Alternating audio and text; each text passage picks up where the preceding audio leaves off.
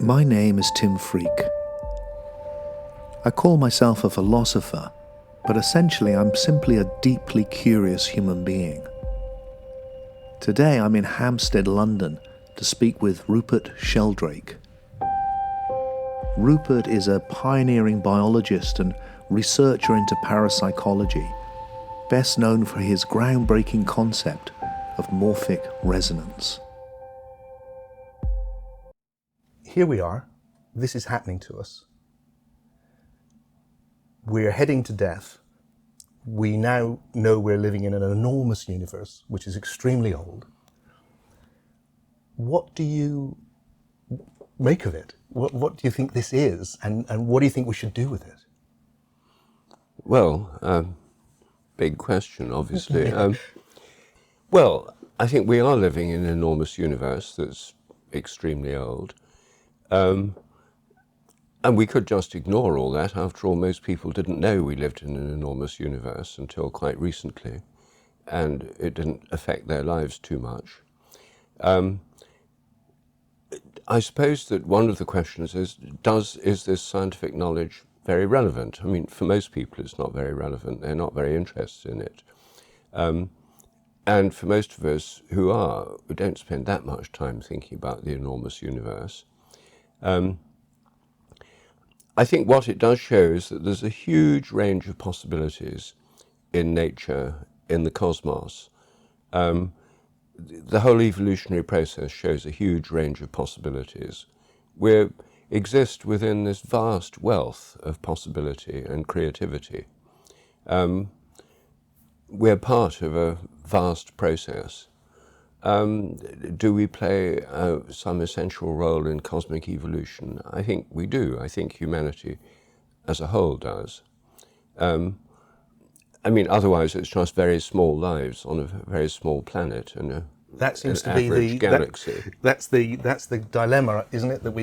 Certainly the one that I see us facing right now is how do you square that vast and, because of its slightly bleak vision of the cosmos, which we now have, with the intimacy of our lives, with the search for meaning, and how do you square that for yourself? Well, I think, the big dilemma that's faced by most people in the modern world is the tension between the materialist, secular worldview, which is the basis of our educational system and dominates the media and so on. The idea that the whole of this evolutionary process has no purpose and meaning, that we've emerged through blind chance, that minds are nothing but brains, mental activity is brain activity, minds are what brains do, a cerebrocentric view of consciousness that puts consciousness only inside human and perhaps animal heads, and the whole of the rest of the universe is unconscious. That's the standard default scientific materialist view. Or the view that almost all great traditions have had through all history, which is that we live in a universe that's fundamentally conscious, that there's a form of consciousness underlying nature and permeating nature, and that we're part of some vastly greater conscious reality. Our minds are somehow linked to an ultimate mind, which we can feel or experience through direct mystical experiences or unitive experiences or revelations. So, when you say the universe is conscious, I just want to be, what do you mean by the word conscious there? Well, having a mind with subjective experience. So actual experience? Yes. Because I guess my interest is to take those two worldviews, which you put so beautifully, and it feels like, look, there's this ancient worldview of spirituality and this new worldview of science, and somehow they need to create a third worldview, a new synthesis, which can see the value of both, but both requires both to change. And one of the problems I have with the idea of the universe being totally conscious is it feels like, well, I'm conscious or unconscious, and there's things which are happening in my life right now, which are happening unconsciously. And then when I look at the evolutionary picture, it feels like, well, isn't consciousness an emergent property of the universe? Isn't it something else which is the ground? Why is it consciousness that's the ground? Or is in everything? How is a plant conscious? It's not like us. Well, Well, the point is that if we take our own, we know more about ourselves than anything else in terms of consciousness. Yeah. And clearly our own consciousness is only part of our mental life. A Yes. vast amount of it's unconscious. Yes. And what's unconscious basically are habits. Yes. Now, my own view of how nature works, I mean, it's not shared by most scientists, but my own view is that the so-called laws of nature are more like habits that depend on a kind of memory within nature. When things become habitual, typically they become unconscious. Yeah. When you start learning to ride a bicycle, you have to think, you put your foot on a pedal, you push down, you hold the handlebars. Once you've learned it, you don't think Then it about goes it at all. It's an automatic habit. When you're learning a new language, you search for each word and you have to think out the grammar. But when you speak a language fluently, it just flows. Wouldn't that mean then that, I mean, I love that, by the way, and I want to talk a little bit more about that. I think that's an astonishing insight that you've just shared there. But just to finish that previous bit about whether everything is conscious, wouldn't that mean that things which are not learning like we learn, like plants, like chemicals, like they're not conscious because they're doing it through the habits of nature? They're not conscious like we are in that reflective way. That's something which has emerged with us or with other forms of life. Well, I don't think it's emerged with us. Okay. I mean, I think what consciousness is to do with is the realm of possibility. Yeah.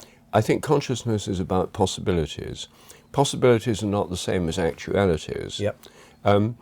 And I think one of the great insights of the philosopher Alfred North Whitehead was that this aspect of possibility is something that happens all through nature. I mean, in quantum theory, the Schrödinger wave equation for an electron, which tells you what an electron's going to do, doesn't tell you what it's exactly going to do. It tells you all the possible things it could do. So there's a whole realm of possibility, even for an electron, which doesn't exist as a physical fact. Possibility is not a physical fact. As soon as the electron chooses, or as soon as a choice is made for it, or maybe at random, of all those possibilities collapse down to one actual thing it does, it's called the collapse of the wave function, then it becomes a physical measurable fact, but it's in the past. But is that the same thing as, what defines it, what consciousness is, that we know we're doing that? Like, I know that I'm choosing a possibility to say this sentence, whereas in a plant, say, that it doesn't know that it's doing that. Isn't that the defining thing about consciousness? Well, no, I think consciousness would come in whenever there's an uncertainty and a decision needs to be made. I think it's the ability to hold together possibilities and to choose among them. I think that's the function. Isn't the choosing the key? Do you Yes, think but I plants think are choosing? Well, I think they might be. Okay. You know, when you have a tendril of a climbing plant sort of searching around for something to grip onto, you know, when it finds an object and wraps around it, it's searching a space of possibilities. It finds something, it acts. I think that there may be, in situations like that, an element of choice. I think a lot of its actions are to do with habit, just as most of ours are to do with habit. Yeah. So whenever there's a choice, whenever there's a possibility of doing it one way or another way, then I think consciousness may come into play. So I think I would essentially agree with you. It's just, I'll probably call it a subjectivity, that there is something about its relationship with the world. But maybe it'd be a good opportunity to move on to one thing about your work, which I find really influential in my own way of seeing the world, my own philosophy, is, well, to take one of your wonderful phrases, the presence of the past. For me, my method, I'm not a scientist, my method has been always just to look at the moment and see what I see. And there was a certain point in that development where it became obvious to me that when I looked at the moment, it had two qualities. One was that it was always manifesting a new possibility, always. There was never a repeat, it's obvious, but it's interesting. And the second was, and this is where it relates to your insights, I think, was that it contained everything that had happened before, and that the past hadn't gone anywhere. And that the phrase that I had was that we had to stop seeing that the past as something which passes, and instead that the past accumulates. There's just more of it, and therefore there's more information, and that we could see the universe as made of the past, and in fact we could see us as made of the past. So right now, all of Tim's past is meeting all of Rupert's past. That's what's happening. And I wondered if you could say a little bit about how you've come to see that, because it feels really crucial, this idea that more than memory, like the past itself is integral to the very fabric of what reality is. Well, yes, I mean, that's what I think. I mean, I arrived at this myself through looking at the development of plants and the biological development. And in biology, everyone agrees that the past is vitally important, both through evolutionary history and through inheritance. I mean, inheritance is what we inherit from parents and ancestors. The usual biological theory of inheritance, of course, is that it's all chemical inside genes, or in epigenetic modifications of genes, which are still material changes. When I was working on plant development and got interested in morphogenetic fields, fields that shape form, it became clear that they couldn't be inherited through genes. They had to be inherited some other way. So that was the basis for my coming up with the idea of morphic resonance, the idea of a direct connection from the past to the present based on similarity.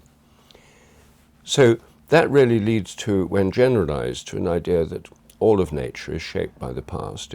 The whole of the past is potentially present everywhere, and it influences the present. It underlies the habits of the present.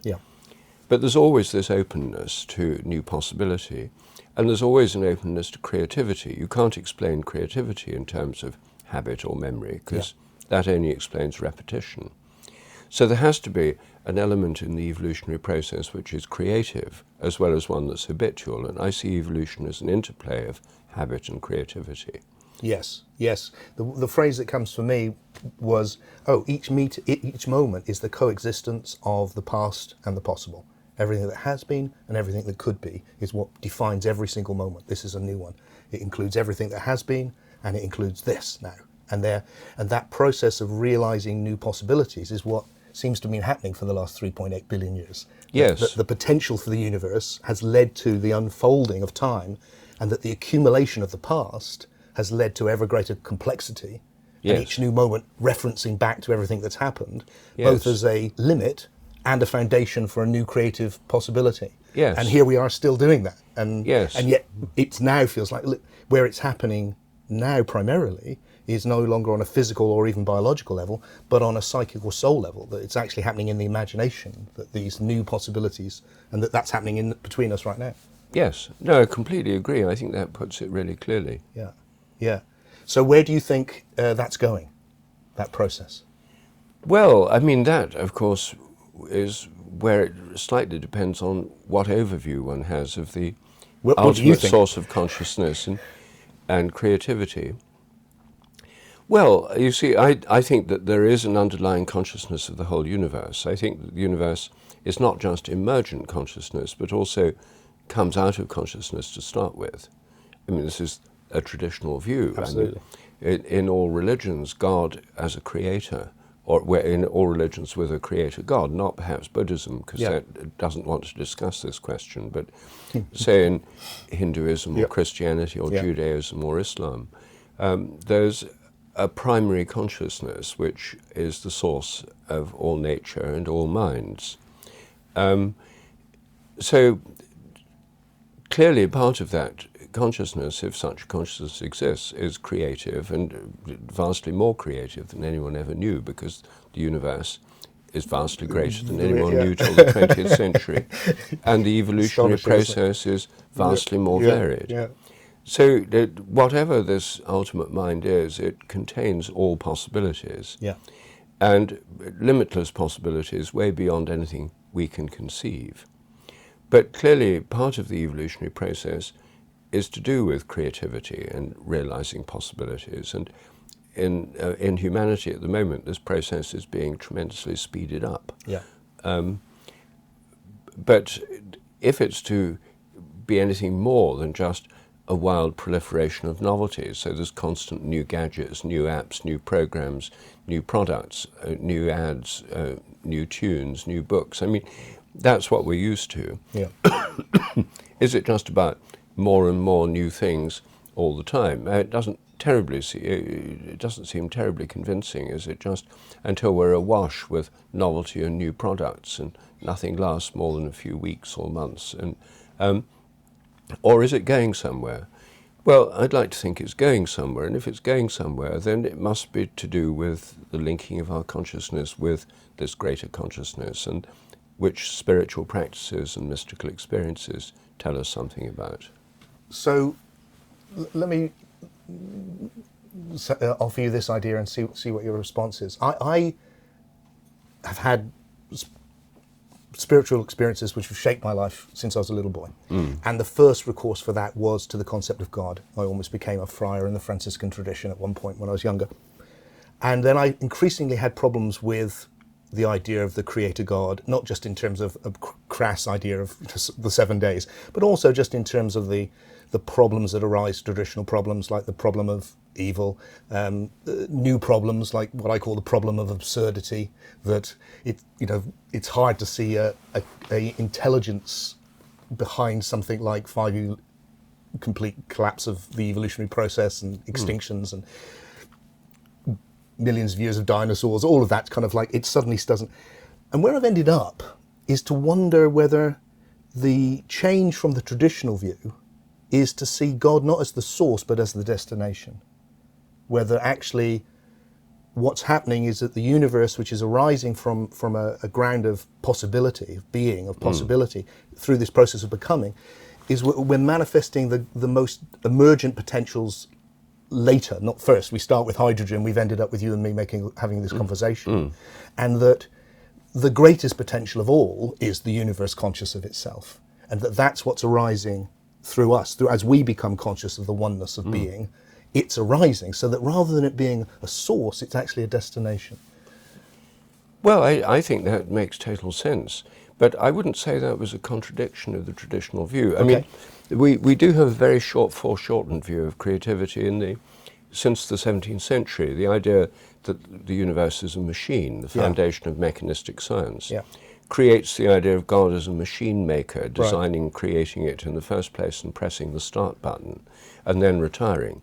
I mean, that's the view of God that most atheists don't believe in, and I don't believe in either. The traditional view of God, as put forward in great theologians like Aquinas and St. Thomas Aquinas, is that God is the first cause, not in the sense that God creates the universe in the first place, but is the ground of all causality and sustaining the universe from moment to moment, but is also the ultimate attractor to which all things are drawn. And, this was an idea in Aristotle too. He thought God was the prime mover of the universe, not by pushing it in the first place, but by pulling it, by being the ultimate destination of all things, which so attracted things, a telos to which it's moving. And and you get that in Desjardins too, the idea of an omega point. So the idea of God as an attractor, as a goal, as a destination makes total sense to me. But you see, I don't think of God as a creator as micromanaging everything in creation. I see a whole lot of autonomous wholenesses, like the cosmic mind, the galactic mind, the solar mind, the Earth mind, the minds of species and ecosystems. All these different levels of organization, all of them autonomous to a degree. And all of them creative. It's and the traditional Christian, Islamic and Jewish view and Hindu view is not that God directly controls the whole of nature, but rather there's a whole devolved system of intelligences, thought of as angels, for example, in the Christian tradition, which are the intelligences that operate within nature and guide the course of nature. And not all of these angels are benign. I mean, the whole story of the fall of Satan is that there are ones that are primarily destructive or self-centered. So anyway, if we look at these traditional pictures, they don't require us to believe in a kind of God who tinkers with every detail. I guess it's how the whole issue of God only arises for me. I presume it's true for other people because of my actual experience. So my experience personally has been, there is a being of love, of profound goodness, that when I touch it is just sublime. That being of love I find very hard to put at the beginning, because the universe just seems so haphazard and so strange, and so it feels like a being of possibility I can put at the beginning, but a being of love seems to be the fulfillment of that possibility, not the source of that possibility. I guess it feels, if God is the Alpha and Omega, then this is in two different states. It's Brahma without qualities, Brahma with qualities. It's that idea in Hinduism, that it's somewhere, there is something different about the source and the destination. There's a fulfillment involved, which gives this purpose. Without that, this would be just an ephemeral dream. It would be nothing. It would be meaningless. It only has meaning because it's actually going somewhere. Yes, and because it has differentiation within it. You can't have love unless there are at least two poles. Or consciousness, probably. Or consciousness. But you can have a kind of proto-love in the sense that, the parts of a system, even ant colonies, they'll look So love has evolved? Love can evolve, yes. I think so too. So is that process moving towards the evolvement of this limitless love which we can experience if we enter these spiritual states? There's this great, huge love, but as something which we're almost that we in going to it are creating it, or helping to create it, that our lives have meaning because of it. Does that resonate with your... Well, it does, yes. The big question is just how far it can spread. People who have mystical experiences in the sense of a unity and a connection and the primacy of love, which I suppose, I have had those experiences myself, and I think that most people who've had them feel the presence of a divine being, or at least a being or consciousness which is loving. Yeah. Then is this a kind of niche interest of a tiny fraction of humanity who've got the time and leisure or unusual genes or have ingested appropriate or inappropriate substances? Is this a kind of niche view? It's always been a minority position. Yeah. Is it likely to continue that way? Or is it telling us something bigger and better? And, in the message of Jesus, the coming of the kingdom of heaven, is the idea that there will be a transformation of humanity and indeed the earth and the creation into something where this sense of love does spread.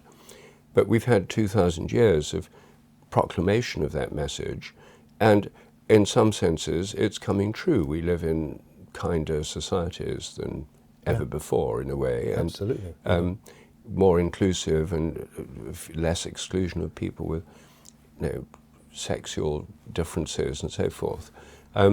So there's a sense in which the kingdom of heaven is actually coming true in the modern world, but it still falls far short of a kind of universal cosmic consciousness.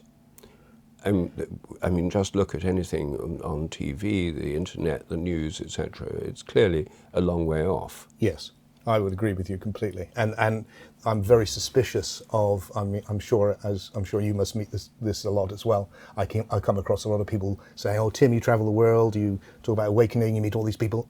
Are we waking up?" And my feeling is, well, the people I meet, yes, without doubt, but I'm meeting a small fraction. And actually it's not going to happen because it's 2012 or whatever the next date is. It's a process which we get to play some small part, but which is for our children's children's children, but yet we still get to play some small part. Yes. Well, I agree that the rate of change is accelerating enormously.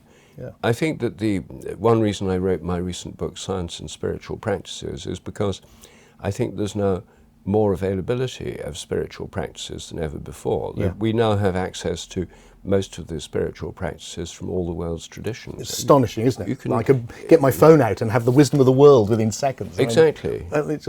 It's extraordinary. Yeah. And so there is, in that sense, we're entering a new phase of spiritual evolution. Yes.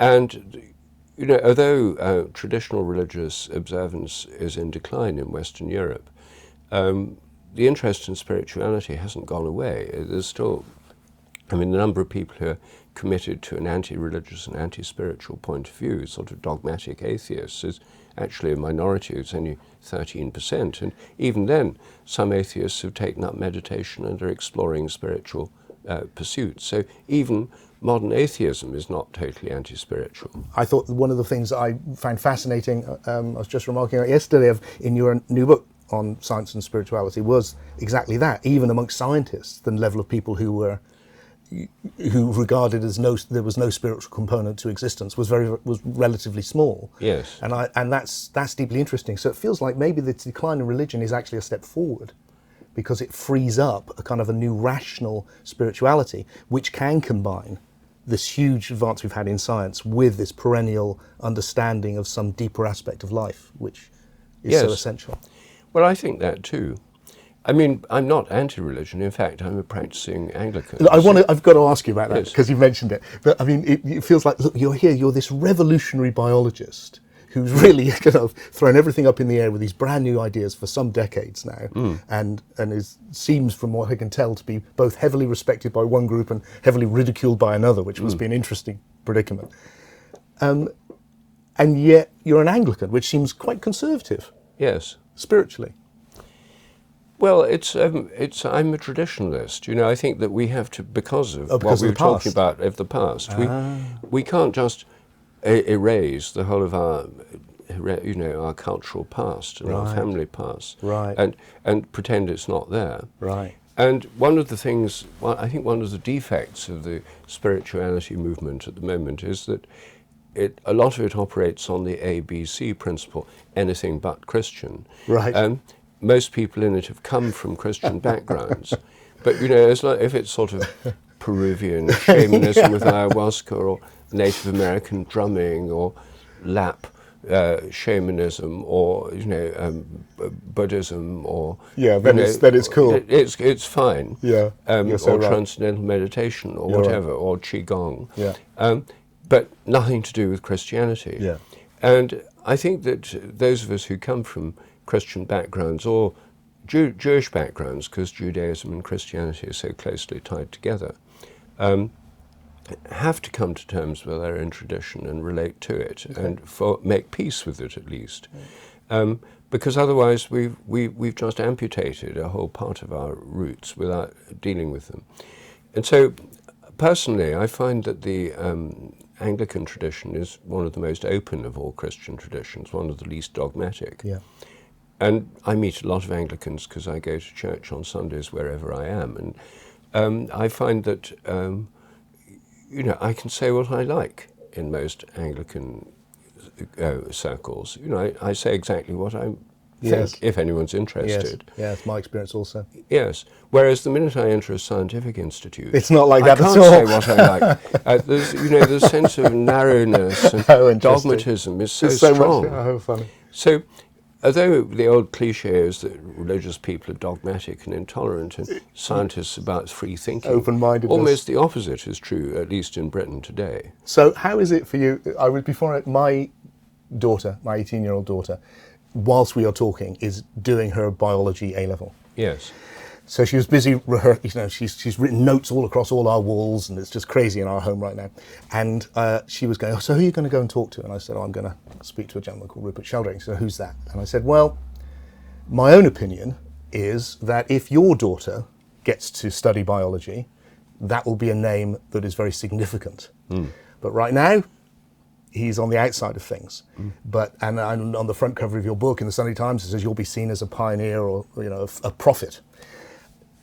How does it feel personally to have done this sort of groundbreaking work and yet be on the outside of the scientific mainstream? How is that for you in your life journey? Well, when I was I studied philosophy of science at Harvard in 1963 to 64, just after I graduated from Cambridge, and I read at that stage Thomas Kuhn's book, The Structure of Scientific Revolutions, which had just come out. Yeah. And it had a big influence on me, because what he showed was that at any given time, science operates within sort of normal limits. There's a normal set of models. Anything that doesn't fit is rejected, marginalized, excluded as an anomaly. Yet scientific revolutions occur from time to time when these anomalies are included.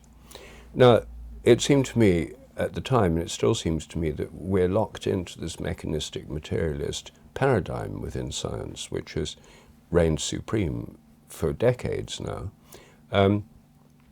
and that it's going to change.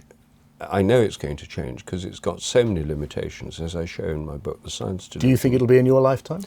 Well, that's it. I don't know the time scale. You see, when I first started doing this, I thought it might all change within 5 to 10 years. Yes. And I was quite wrong. Yes. Things actually became more dogmatic, and we had the rise of Richard Dawkins and that selfish gene dogmatism and so on. I mean, it became much more restrictive and much more dogmatically How does it feel materialist. to you that it might change after your lifetime? Well, it might even change in my lifetime. Okay, since let's I be don't- optimistic. Let's no hope idea that how you have a long long I'll live. life and it comes soon. Well, I think things are shifting very fast at the Okay. moment. First of all, the dogmatism of biology is breaking down because the selfish gene theory is being greatly modified through epigenetics, the inheritance of acquired characters. Yeah. So evolutionary theory is in turmoil, and it's no longer a dogmatic neo-Darwinism. It's completely untenable. Yeah. Secondly, the idea that genes control all inheritance is falling apart because of the missing heritability problem. Yeah. Thirdly, the idea that nature is a machine is not really credible in the light of evolutionary cosmology, where it's much more like an evolving organism. We now have cosmic evolution, not a kind of static machine or even a machine running out of steam, which was the 19th century image of the universe. And then there's the consciousness revolution, the fact that consciousness studies is now a major part of science. And the scientists in the last 20 years, 25 years, have been studying the nature of consciousness, which they ignored in most of the 20th century under the school of behaviorism in psychology. So people are now studying scientifically spiritual practices, as I show in my book, Science and Spiritual Practices, near-death experiences, psychedelic experiences, mystical experiences. All these kinds of conscious states are now under scientific exploration. And I think one of the revolutions that's occurring is through this new burst of research on psychedelics. I think there's a lot of people, including a lot of scientists, have taken psychedelics and their minds are opened by it. I'm just reading Michael Pollan's book, How to Change Our Minds. He's a science writer who's become very interested in psychedelics and takes them himself as in the course of writing the book, and says at the end of the book how this experience has opened his mind. We normally have the idea that we have a monopoly on consciousness, that's the materialist view, but he said it's now spread more evenly through nature as a result of his experiences for himself, that he's seen that there's a much more animistic sense of nature as alive and as consciousness much more widely distributed. Now, there's somebody who still calls himself a materialist, but this is no longer old-style dogmatic materialism. Yes, as it happens, last week or the week before I did ayahuasca myself for the first time in about 20 years, and one of the things which comes back straight away is that feeling of, that everything is one thing alive, everything is animated.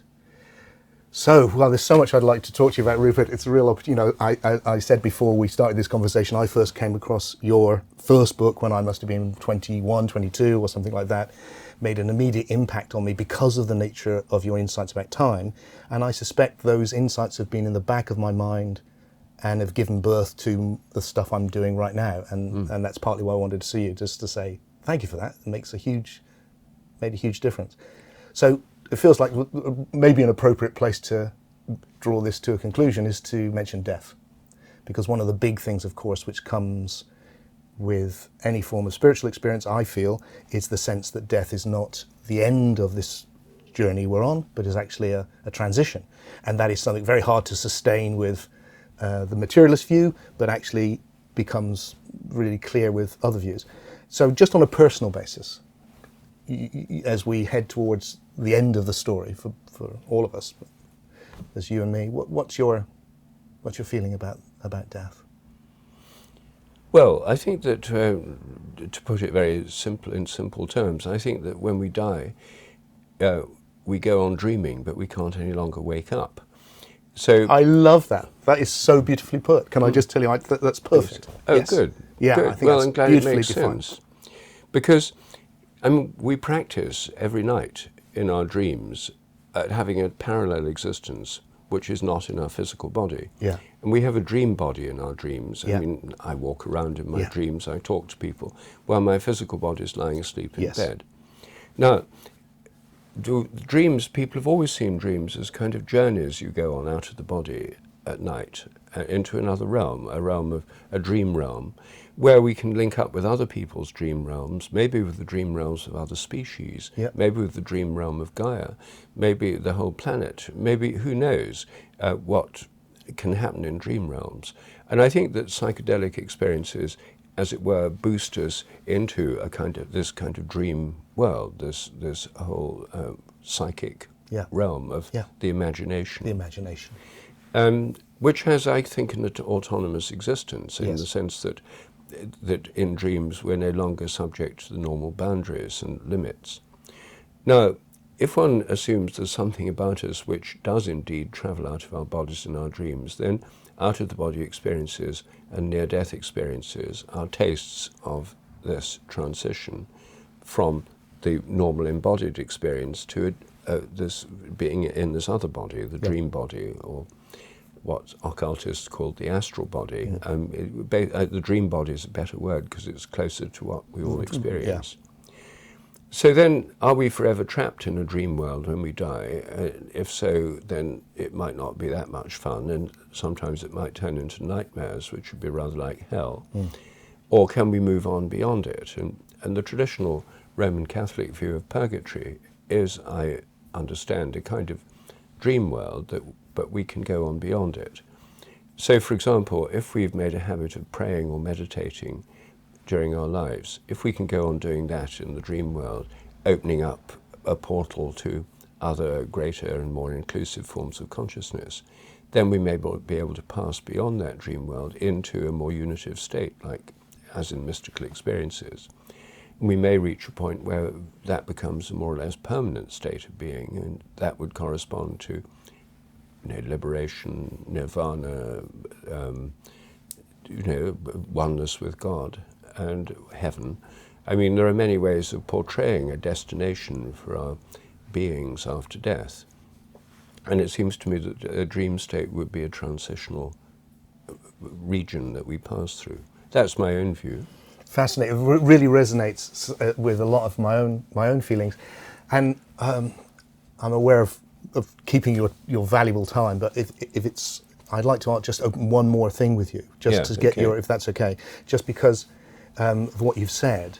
You're the thing which I came across with you about the nature of the past all that time ago, and has informed all this great work you've done. The thing which has arisen as a hypothesis, a possibility, something which transfixed me, is the idea that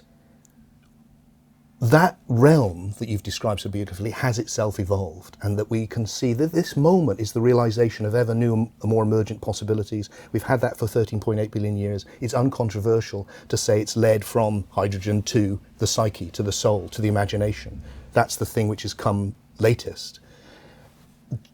I just wanted to say, what's your reaction to the idea that realm that we're experiencing right now, we're already in it, we're always in it, we're having this conversation in it, that immaterial realm of ideas, of imagination, of images, has arisen from this and shaped itself as a domain, much like the biological domain has arisen from the physical, and that therefore that domain that you mentioned of other entities that we live in when we die is actually a product of evolution, has actually arisen from that it's been the physical, 10 billion years of physical, 3 billion years of biological, and then the arising of an imaginos, a realm of images from that which is immaterial. It's not that which it clearly is if we just look at it right now, which we can exist in.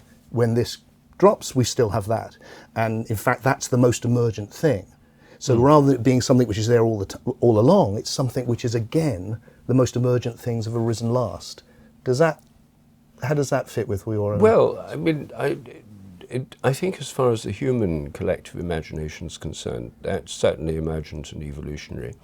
And it now includes input from mythologies of all cultures. I mean, what Jung called the collective unconscious contains all these different mythologies, rituals, and from all different cultures. And now it contains all that, plus the products of television, films, novels, all the acts of imagination that saturate the modern world, advertising images. I mean, all that's part of it too. But I think there's a greater imagination, you see, what Plato called the realm of ideas or forms, as an underlying imaginal realm that underlies the whole of nature. I think there's a kind of divine imagination as well. And I think there's also the imagination of all the living beings at different levels, since I think the sun and the earth have minds too, and there may be a Gaian imagination, a solar imagination, a galactic imagination. We're within all those imaginations. Insofar as the divine imagination includes all possible forms and all possible species, not just on this earth, but on all planets, insofar as we contact that divine imagination, we're in a realm that's far beyond the human, and that contact would itself cause the human imagination to enlarge, expand, and emerge further. But there may be other greater forms of imagination than our own already existing in the universe. So I don't see it as just us and just our minds. Sure. No. Yeah. Beautiful. Look, Rupert, thank you so much for being willing to have this conversation with me. It's been a delight to finally get to speak to you in person and explore these ideas. Thanks for making these inquiries. I mean, I think it's really important, and it's great that you're on this journey, and very few people are actually asking these questions and thinking about these things. A lot of people are interested, but not many have the time and energy and persistence to pursue these things.